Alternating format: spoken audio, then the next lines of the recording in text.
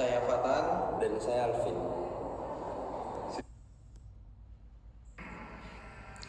Pertama-tama, saya akan membahas tentang pendahuluannya. Kebijakan dividen adalah salah satu topik yang paling mencolok dan paling diperdebatkan di dalam bidang keuangan dan perekonomian.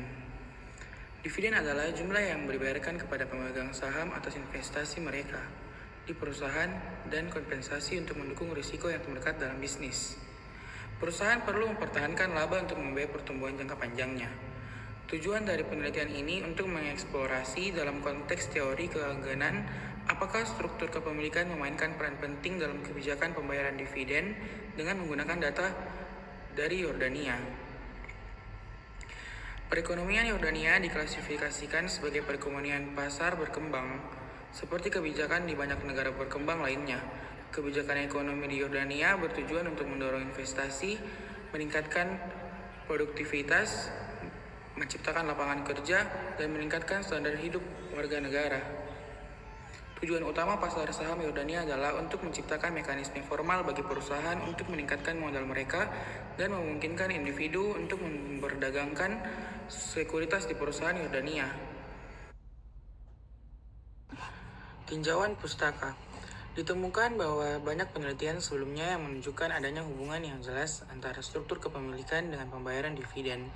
Hubungan ini dianalisis berdasarkan literatur Jensen dan Meckling dengan pendekatan teori keagenan yang menunjukkan bahwa kehadiran pemegang saham besar dapat digunakan untuk memitigasi konflik keagenan antara manajemen dan pemegang saham dalam perusahaan. Mereka menyatakan bahwa dividen adalah alat untuk mengurangi arus kas yang tersedia bagi manajer, sehingga memainkan peran penting dalam mengurangi biaya opportunistic manajer. Yang kedua, teori kebijakan dividen. Keputusan dividen adalah salah satu keputusan keuangan terpenting yang diambil perusahaan. Teori ketidakrelevanan dividen. Menurut Miller dan Modigliani, teori ketidakrelevanan dividen didasarkan pada asumsi-asumsi penting berikut. Pertama, kondisi pasar modal yang sempurna. Kedua, investor yang rasional. Ketiga, kepastian yang sempurna bahwa semua investor mempunyai keyakinan penuh mengenai investasi masa depan mereka. Yang kedua, teori relevansi dividen. Berpendapat bahwa dalam dunia nyata yang penuh ketidakpastian dan pasar yang tidak sempurna, dividen penting dan dinilai berbeda dari keuntungan modal. Oleh karena itu, ia menegaskan investor lebih memilih pendapatan jangka pendek dibandingkan pendapatan masa depan karena adanya ketidakpastian. Yang ketiga, teori bird in hand. Teori bird in hand dikembangkan oleh Littner pada tahun 1956 dan Gordon 1959. Menurut teori ini, investor akan lebih memilih dividen tunai saat ini daripada capital gain karena asimetri informasi dan ketidakpastian arus kas masa depan. Oleh karena itu, teori ini berasumsi bahwa rasio pembayaran dividen yang lebih tinggi akan menurunkan biaya modal dan dengan demikian meningkatkan nilai perusahaan. Yang keempat, teori sinyal. Teori ini juga disebut hipotesis kandungan informasi dan mendukung teori relevansi dividen dengan mengusulkan bahwa manajer dan orang dalam lainnya mempunyai akses terhadap informasi yang tidak tersedia bagi investor luar mengenai keadaan saat ini dan prospek masa depan perusahaan, dan dapat mengeksploitasi keunggulan informasi mereka untuk melakukan tindakan yang bermanfaat bagi mereka dengan mengorbankan pemegang saham. Oleh karena itu, pengumuman dividen dapat bertindak sebagai sinyal untuk mengkomunikasikan informasi tersebut sehingga mengurangi tingkat asimetri informasi. Yang kelima, teori keagenan. Menurut teori keagenan, asimetri informasi dan konflik keagenan antara manajer dan pemegang saham memberikan penjelasan yang diperlukan tentang mengapa kebijakan dividen penting. Sebelumnya, Jensen dan Meckling dan Rousseff dan Easterbrook menegaskan bahwa pembayaran dividen dapat digunakan sebagai alat untuk mengurangi kas yang tersedia atas kebijakan manajemen yang mungkin digunakan untuk kepentingannya sendiri. Yang terakhir, teori catering. Teori ini dikembangkan oleh Becker dan Wurgler. Teori ini menegaskan bahwa perusahaan memutuskan untuk membayar dividen sebagai respons terhadap permintaan investor yang berlaku terhadap pembayaran dividen. Perusahaan membagikan dividen lebih banyak ketika investor menaruh premi pada saham pembayar dan tidak membagikan dividen ketika investor lebih memilih non-pembayar. Berikut metode penelitian. Yang pertama itu regresi panel Tobit.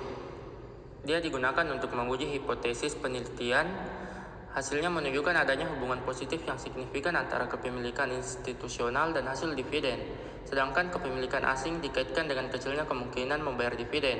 Tidak ditemukan bukti yang mendukung bahwa kepemilikan keluarga dan kepemilikan negara berdampak terhadap hasil dividen. Oleh karena itu, penelitian ini memberikan bukti jelas bahwa kepemilikan institusional yang tinggi sebagai mekanisme kontrol eksternal meningkatkan kebutuhan untuk membayar dividen.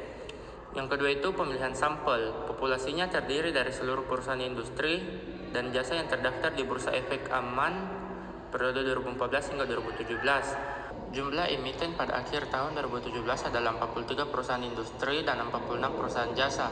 Karena tidak tersedianya laporan keuangan tahunan dan data yang tidak memadai, jumlah perusahaan yang dimasukkan dalam analisis adalah 66 perusahaan, mewakili 74,16% dari total populasi.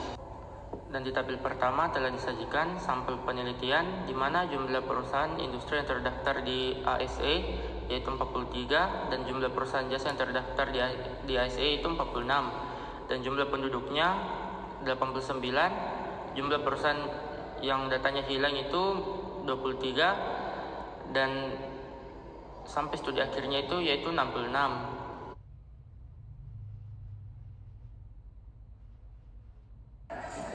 Nah, yang berikutnya itu ada hasil dan pembahasan empiris. Di dalam hasil dan pembahasan empiris ini terdapat 6 poin utama. Poin pertama itu hasil deskriptif. Hasil deskriptif ini menunjukkan statistik deskriptif untuk variabel dependen atau hasil dividen, variabel independen kontinu, dan variabel kontrol selama periode waktu tahun 2014 hingga 2017. Seperti terlihat pada tabel yang ada di slide, rata-rata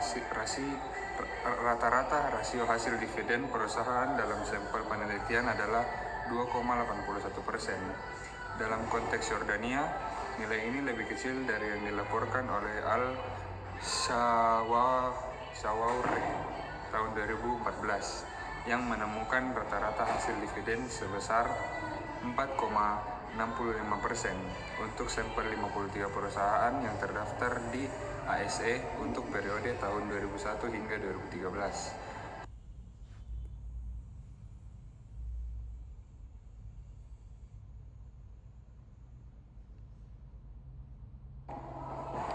Nah, poin kedua itu ada validitas data. Seperti pada tabel 5, menyajikan matriks korelasi persen di antara seluruh variabel penelitian. Seperti yang ditunjukkan, korelasi antara dua variabel dalam sampel tidak tinggi, di mana semuanya ditemukan di bawah 0,8. Kami menyimpulkan bahwa tidak ada masalah multikolinearitas,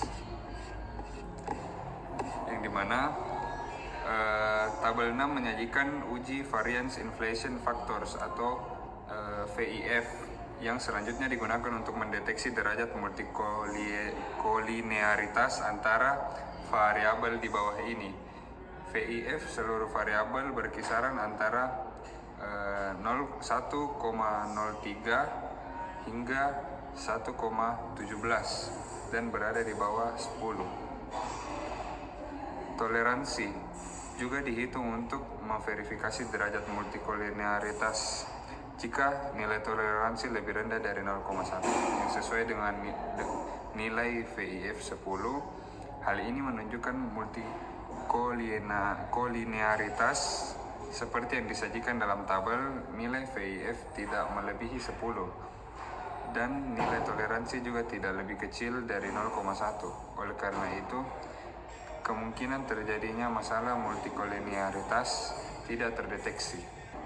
Kemudian poin berikutnya itu adalah hasil regresi, hasil model estimasi yang menyelidiki dampak struktur kepemilikan terhadap kebijakan pembayaran dividen dibahas di bawah ini. Hasil regresi menunjukkan hubungan positif yang signifikan secara statistik antar kepemilikan institusional dan hasil dividen pada tingkat konvensional. Hal ini menunjukkan bahwa perusahaan dengan lebih banyak saham yang dimiliki oleh institusi lebih cenderung membayar dividen yang lebih. Selanjutnya kita masuk ke 3.4 yaitu diskusi. Bisa dilihat pada hasil tabel 7 menunjukkan bahwa tidak terdapat hubungan yang signifikan antara kepemilikan keluarga dengan keputusan pembayaran dividen. Koefisien variabel keluarga adalah positif, tetapi tidak signifikan secara statistik pada tingkat signifikansi konvensional manapun. Hal ini menunjukkan bahwa kepemilikan keluarga di perusahaan tidak berdampak pada jumlah atau kemungkinan pembayaran dividen. Tampaknya pemegang saham keluarga tidak mengurangi atau memperburuk masalah keagenan antara pemegang saham mayoritas dan minoritas. Hasil ini juga menunjukkan bahwa terdapat bukti kuat mengenai hubungan positif antara kepemilikan institusional dan kemungkinan pembayaran dividen. Karena koefisien variabel institusional adalah positif dan signifikan secara statistik. Dan ini berarti kepemilikan institusional yang lebih tinggi menyebabkan rasio hasil dividen yang lebih tinggi. Terakhir, terdapat hubungan yang tidak signifikan antara kepemilikan negara dan kebijakan dividen. Koefisien variabel negara adalah positif, tetapi tidak signifikan secara statistik pada tingkat signifikansi konvensional manapun. Hasil ini menunjukkan bahwa kepemilikan negara tidak mempunyai pengaruh terhadap kebijakan dividen. Hal ini dapat dijelaskan dengan keengganan pemerintah untuk ikut campur dalam kebijakan pembayaran dividen karena keyakinannya bahwa manajemen mampu sepenuhnya mengambil keputusan yang menguntungkan pemegang saham. Baiklah, kita masuk ke 3.5 yang terakhir, yaitu uji ketahanan. Untuk pemeriksaan ketahanan, digunakan definisi variabel terikat yang berbeda dan model regresi yang berbeda. Untuk setiap tahun, perusahaan dibagi menjadi dua kelompok. Kelompok pertama adalah perusahaan yang membagikan dividen pada tahun tersebut, dan untuk kelompok yang kedua adalah perusahaan yang tidak membagikan dividen pada tahun tersebut. Lalu pada kesimpulan kita mendapati 3 saran, yaitu yang pertama, para investor harus mengetahui apa pilihan investasi mereka. Bila mereka mencari pembagian dividen yang tinggi, mereka harus memilih perusahaan yang membagi dividen mereka secara berkala. Dan juga mereka harus memasuki perusahaan yang berada di bidang keuangan seperti bank. Yang kedua, para investor bisa saja mengantisipasi pembayaran dividen mereka dengan melihat ataupun mengoreksi ataupun mencari detail-detail dari kepemilikan struktur dari perusahaan tersebut. Dan yang ketiga, para analisis finansial atau para investasi konsultan harus memilih.